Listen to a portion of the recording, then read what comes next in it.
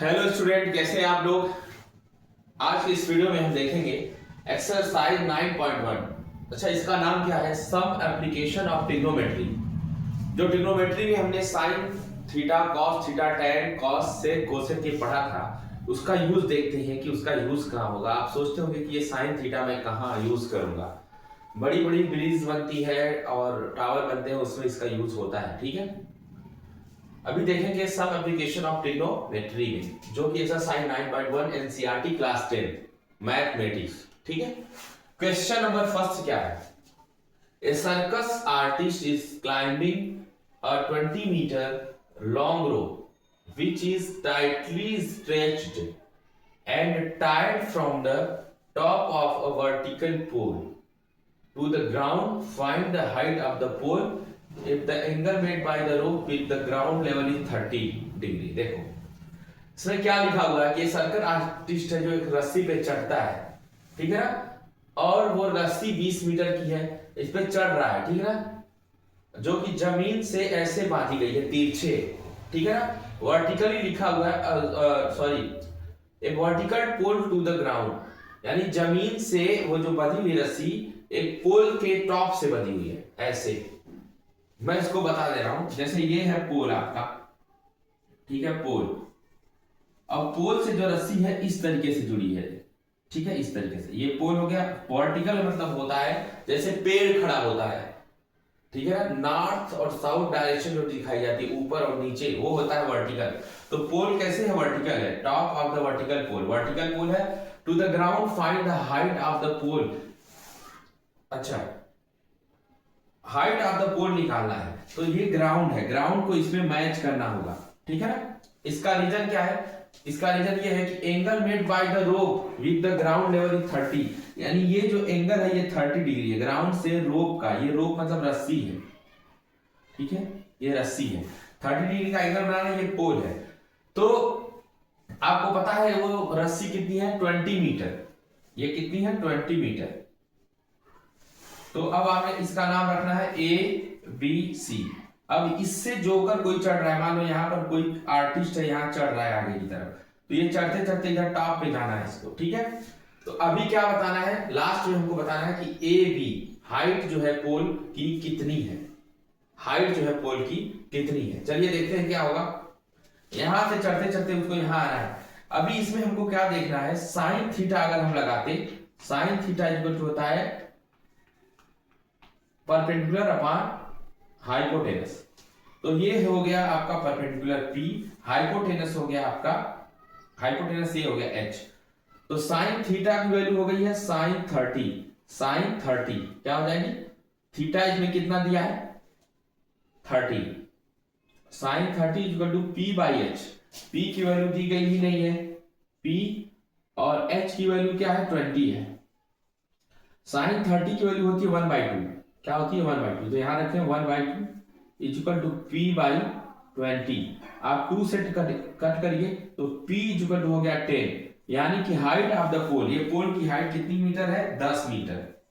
तो कितनी इजीली, ये कितने इजीली से सॉल्व हो गया है, ठीक है। आप देखेंगे फिर नेक्स्ट क्वेश्चन हम इसको सॉल्व करेंगे।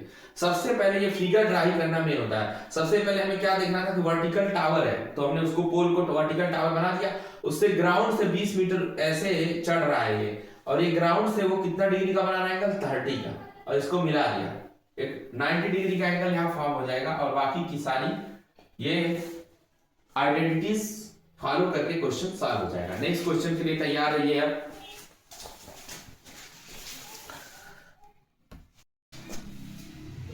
स्टूडेंट, नेक्स्ट क्वेश्चन जो है सम एप्लीकेशन ऑफ ट्रिग्नोमेट्री में, क्वेश्चन नंबर सेकंड है ये, question number second. A tree breaks due to storm. एक पेड़ है तूफान की वजह से टूट गया है। अच्छा, ऐसे पेड़ है तूफान की वजह से टूट गया। The broken part bend so that, अब ब्रोकन टुकड़ा ऐसे टूट गया। अब जैसे एक पेड़ बना लेते हैं, मान लीजिए ये पेड़ है, ठीक है, पेड़। अब ये पेड़ बहुत लंबा था, लेकिन यहां से टूट के यहां गिर गया है, ठीक है। मान लो ये बहुत ऊंचा था ये ऊपर, लेकिन ये जब तूफान आया तो ये से टूट के नीचे गिर गया। इसे मैंने और ऊंचा बना सकते हैं हम, ये टूट के नीचे गिर गया, ठीक है, ये टूट के नीचे गिर गया। तो लिखा है tree break due to storm. ये ट्री था, ट्री, और ट्री ऐसे था तो उसका आधा टुकड़ा due to storm and the broken part bend so that the top of tree touches the ground.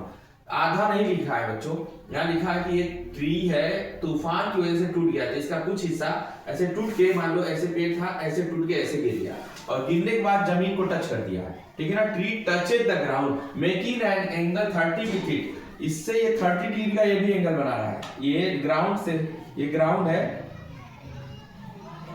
30 degree का एंगल बना रहा है, ठीक है ना।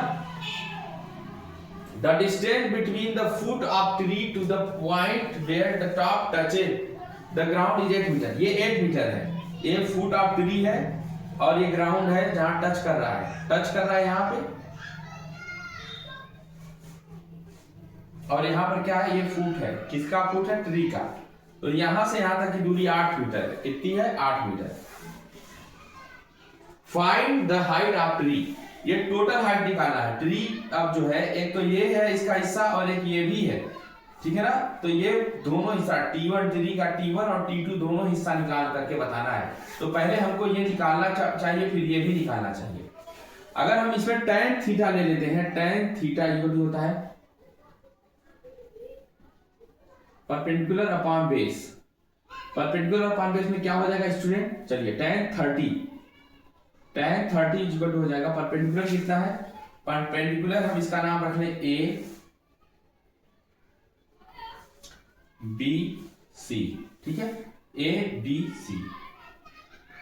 तो परपेंडिकुलर हो जाएगा आपका P यानी कि T1 ट्री की हाइट, T1, चलिए T1 लिख लेते हैं, अपॉन B यानी बेस 8 मीटर, कोई बात नहीं 8 मीटर हो गया।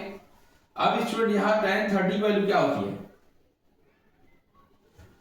tan 30 की वैल्यू होती है 1/√3, 1/√3 होती है, ठीक है। तो यहां पर क्या लिख देंगे हम, tan 30 की value 1/√3 is equal to T1 upon 8, या अगर क्रॉस मल्टीप्लाई करेंगे तो ये हो जाएगा T1 इज इक्वल टू बाद में हो जाएगा 8/√3, ठीक है, 8/√3 हो जाएगा। तो अभी हमको T1 की वैल्यू आ गई 8/√3, ठीक। लेकिन हमें क्या करना है एक्चुअली, T1 और T2 दोनों मिला के पेड़ की लंबाई होगी, ऊंचाई। जैसे कोई पेड़ अगर ऐसे गिर गया तो पूरे पेड़ की लंबाई क्या होगी, ये गिरा हुआ हिस्सा और ये, तो गिरा वाला हिस्सा ये है और खड़ा वाला हिस्सा ये है, तो इन दोनों को जोड़ना पड़ेगा। यही वाला टूट के तो गिरा है यहाँ पे, यही वाला टूट के गिर गया है ना, तो हम इनको जोड़ देंगे। तो इसके लिए क्या करेंगे, अब कुछ और भी लगा दें, cos थीटा। चलिए cos थीटा इक्वल टू क्या होता है, cos 30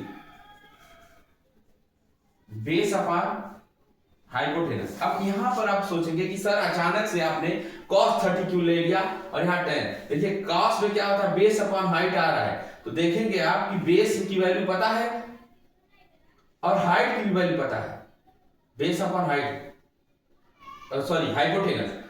तो अब इससे क्या फायदा पड़ेगा हमको, हाइपोटेनस यहां पर है, हाइपोटेनस की वैल्यू अगर पता चल जाएगी तभी ना हम इसको टोटल हाइट को जोड़ेंगे। तो वो कॉस में आ रहा है, कॉस में क्या आ रहा है, बेस अपॉन हाइपोटेनस। तो हाइपोटेनस क्या है इसका, ये है। वो कैसे पता हो जाएगा, अभी इस फार्मूले में यूज करके। cos 30 की वैल्यू क्या होती है, देखिए इसको याद करने का एक ही तरीका है, cos की वैल्यू, जैसे साइन 0 की वैल्यू 0, साइन 30 की, 45 की, 60 की, 90 की, ऐसे लिख लो, 1/2 1/√2, ठीक है ना, √3/2, 90 की वैल्यू 1 होती है। अब यहां पर लिखोगे 1 √3/2, देखो √3/2 है। साइन 30 की वैल्यू, सॉरी cos है ना, cos 30 की वैल्यू √3/2 है। cos 30 की वैल्यू आ जाएगी √3/2 इज इक्वल टू आ जाएगा बेस अपॉन हाइट। बेस क्या है आपका 8, हाइपोटेनस है, हाइपोटेनस क्या हमें पता ही नहीं है, AC लिख लो, AC। तो ये T2 जो था वही तो यहाँ पर T2 हो गया है, तो आप इसे T2 भी लिख सकते हैं। क्यों, क्योंकि यही पेड़ टूट करके T2 यहाँ गिरा हुआ है।